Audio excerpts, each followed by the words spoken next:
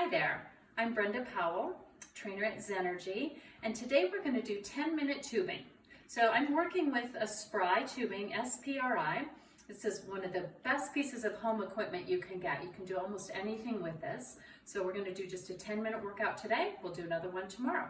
So you can order this on Amazon or wherever you can Google search Spry. You'll have it in a couple of days. So we're going to start with the red tubing today, which is a moderate to strong strength, and we're going to start with some hip work. So we're going to step onto the tubing, keep at least 6 to 8 inches of distance. Take your arms up to a 90-degree bend to get a little bicep work with this as well. Make sure your shoulder blades can stay down. Your chest is lifted. I'm going to take a slight hinge at my hips and keep my knees slightly bent. So stepping across the floor, I'll take 4 steps. Make sure you keep that distance. You can gauge how much resistance you want by how wide you step and how high up you hold your tubing. Feet are nice and flat as we step across. And just keep going with this as long as you feel you're holding good form and you're getting those hips to talk back to you a little bit. Mine are starting to talk back to me. We can start to see some of these exercises we miss in the gym. These are fabulous ones to do at home. So when you're done, maybe give those hips a little shake out there. So we're going to do a little bit of balance with a little bit of glute and hamstring work.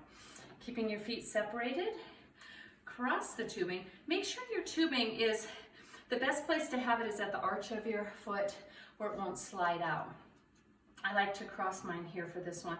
Draw your shoulder blades down, lift your chest, lift those elbows up a little bit. I'm going to stand on my right foot as I lift the left leg back and tap down, and back, tap down, back. The bigger you lift and the longer you hold, the more benefit you get from this exercise. Keep your legs straight. Lead with your heel. I'm working at a back angle here. So it's a diagonal, chest stays lifted, elbows slightly lifted, and I'm going to switch legs because I was ready to. Tap back, tap back. Notice how one leg is easier to balance on than the other sometimes. So if you find that to be the case, make sure that you give a little bit more attention to that challenged leg. Tap back, hold. Tap back, hold. Are your shoulder blades staying down? So important. Tap back, hold.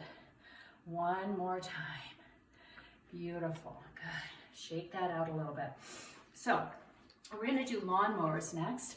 So I'm going to work with one side and start to decide how much resistance you need. That feels a little easy for me. So I'm going to shorten up the amount by walking my foot over, and your other foot can stay on the tubing or not. I like to stay in a little bit of a split stance.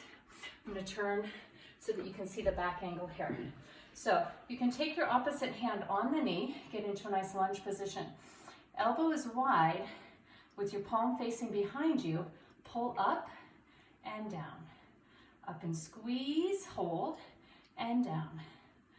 So your rep range can be a little higher with these unloading variable resistance exercises. The most important thing is just go to the place of what we call failure, where the last one you can do is the last one you can do with good form. So we're going to do that 3 or 4 more. Up and squeeze, hold, and down. Keep your wrist right below your elbow, maybe slightly pulled in. Your elbow is leading the way. 2 more. Up and hold, and down. Up and hold, and down. So let's switch sides.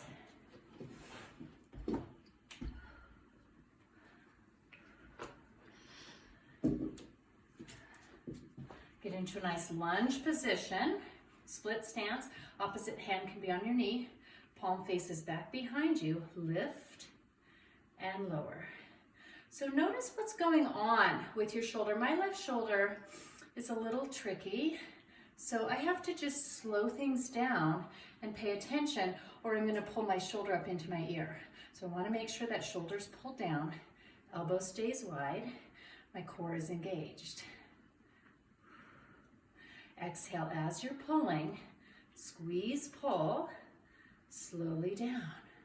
Squeeze, pull, slowly down. Do a couple more. Pull and down, and pull and down. Beautiful. So a little bit of roll out for the arms and shoulders there. Maybe a little pull across. Look to your opposite side. So how can we work our chest with the tubing? You would need some sort of pole or something to attach. I'm going to attempt to put this around my doorknob. I don't know if it'll stay, but I'm gonna try. So I'm gonna step in, make sure these are even. Step one foot in front of the other, press and back.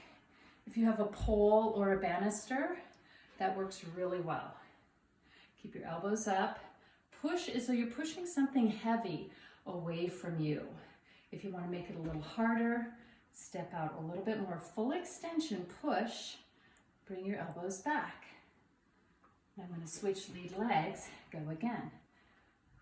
Keep a nice straight spine, a nice lifted upper body.